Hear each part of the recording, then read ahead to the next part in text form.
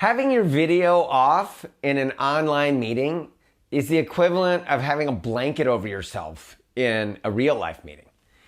It's very strange, and it's really not showing a lot of engagement.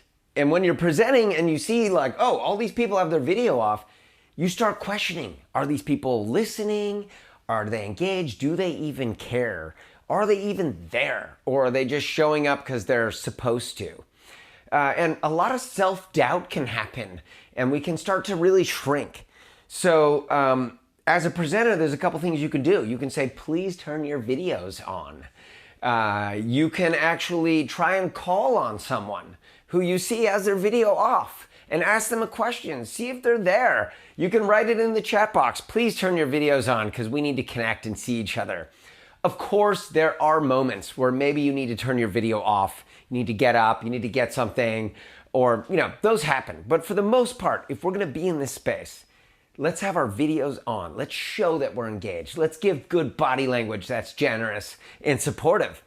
And also, if you're presenting and you turn your video off and you just show your PowerPoint, that is not very exciting or engaging. We wanna see your face.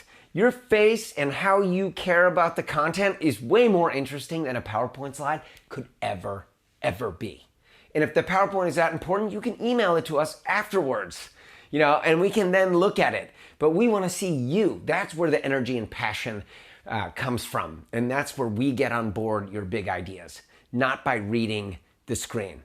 Okay, so let's have our videos on and be in these meetings.